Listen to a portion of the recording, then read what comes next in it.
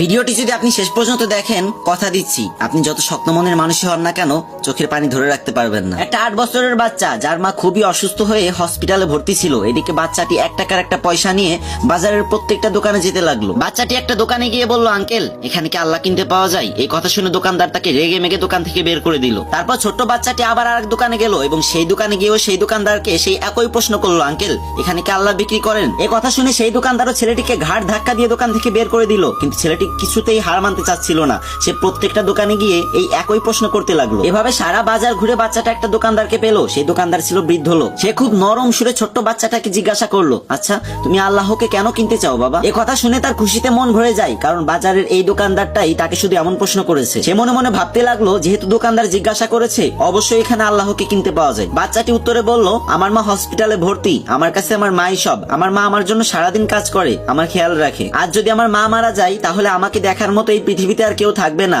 Doctor বলেছে একমাত্র আল্লাহ তাআলাই তোর মাকে বাঁচাতে পারে, তোর মার শ্বাস ফেরাতে পারে। আপনার এখানে তো নিশ্চয়ই আল্লাহকে কিনতে পাওয়া যায়, তাই না? যাকে দিয়ে আমি আমার মাকে বাঁচাবো। তখন দোকানদার বলল, হ্যাঁ অবশ্যই এখানে আল্লাহ পাওয়া যায়, কিন্তু তোমার কাছে কত টাকা আছে? তুমি আল্লাহকে কিনতে পারবে? তখন বাচ্চাটি খুশি হয়ে বলল, এই তো আমার কাছে 1 টাকা আছে। তখন দোকানদার বাচ্চাটির হাত থেকে 1 টাকার পয়সাটা নিয়ে বলল, আরে আমার এখানে তো 1 টাকা দিয়েই আল্লাহকে পাওয়া যায়। দোকানদার ছেলেটিকে 1 বোতল পানি দিয়ে বলল, এটা আল্লাহর দেয়া পবিত্র পানি, এটা তুমি তোমার মাকে খাওয়াবে, দেখবে তোমার মা একদম সুস্থ হয়ে যাবে। কিন্তু এতটুকু পানিতে যদি না হয় তাহলে আমি পরবর্তীতে এর থেকে অনেক বেশি পানি পাঠিয়ে দেবো। আচ্ছা তুমি কি আমাকে হসপিটালের ঠিকানাটা বলতে পারবে? বাচ্চাটা খুব খুশি হয়ে হসপিটালের নাম আর ঠিকানাটা দোকানদারকে দিয়ে দিল। পরদিন বাচ্চাটির মাকে আইসিইউতে ভর্তি করা হলো। 7 দিন পরে বাচ্চাটির মা একদম সুস্থ হয়ে গেল। কিন্তু হসপিটালের বিল দেখে তার চোখে পানি চলে আসলো, কারণ এত টাকা দেওয়ার মতো সামর্থ্য সেই গরিব মায়ের ছিল না। তখন একটা স্টাফ এসে তাকে বলল, আপনি চিন্তা করবেন না, আপনার বিল তো একজন বয়স্ক লোক দিয়ে গেছে, সাথে একটা চিঠিও দিয়ে গেছে। চিঠিতে লেখা ছিল, আমাকে খুঁজে ধন্যবাদ দেওয়ার কোনো প্রয়োজন নেই, যদি ধন্যবাদ দিতেই হয় তাহলে আপনার ওই অবুঝ বাচ্চাটাকে দেন, যে কিনা 1 টাকা দিয়ে মাকে বাঁচানোর জন্য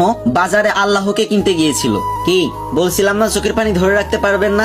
আজকে আমার কমেন্ট বক্সে তারাই লাভ ইউ মা লিখবেন যারা মাকে অনেক ভালোবাসেন, যদি হাতে 5 সেকেন্ড সময় থাকে, না হলে লেখার দরকার নেই।